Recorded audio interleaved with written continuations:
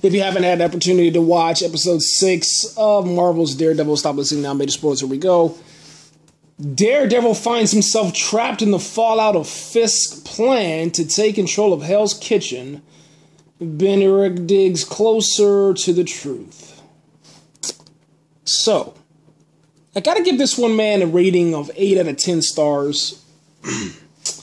It's pretty damn ridiculous at the end, man. Daredevil, flipping off of walls and dodging, M16 bullets and Uzis and whatever else they had, shooting at him. I think that's just fucking impossible. I'm sorry. So I gotta call bullshit on that one.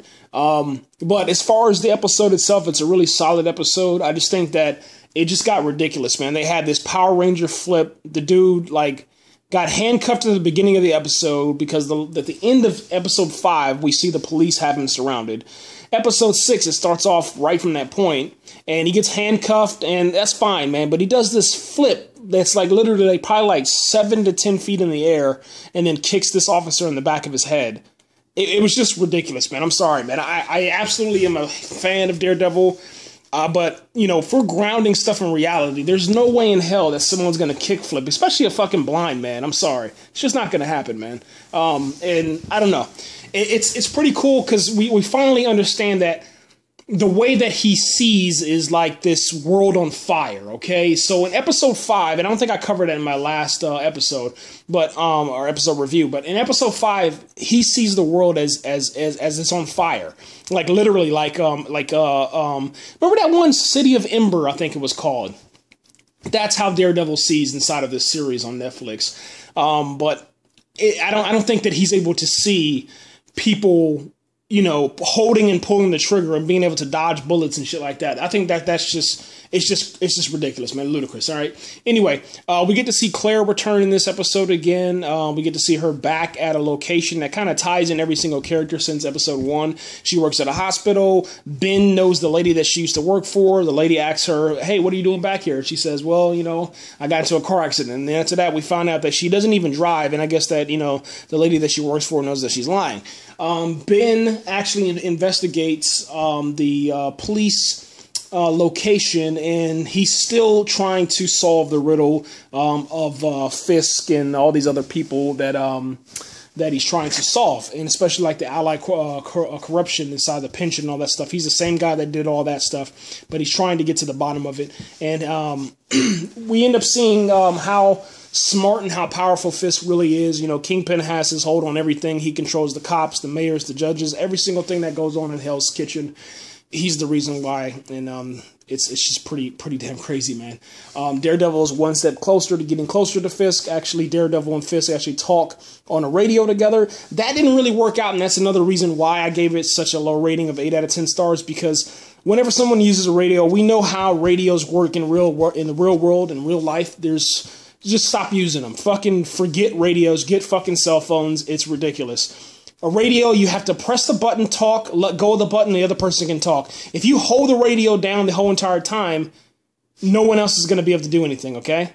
All right? We learned that from the military. We learned that from, Cub Scouts, Boy Scouts, whatever the hell you want to call it. It's ridiculous, man. It just made you, laugh, and it was like, oh, God, here we go. But whatever. Anyway, they talked on the phone. Kingpin explains himself, on why, he's doing the things that he's doing. You'll never catch him, et cetera, et cetera. And he also says that,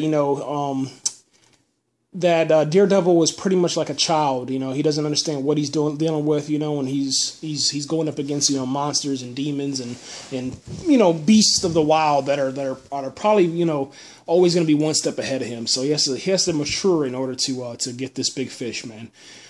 Let me see. Karen and Fabi, they're really not doing a whole lot in this episode, besides going out for dinner and kind of, just kind of hanging out a little bit. It's really not nothing too serious or nothing too good, man. Now I said Fabi, I meant Foggy. But yeah, I'm tired as hell. It's 10 o'clock at night, people. Let me see.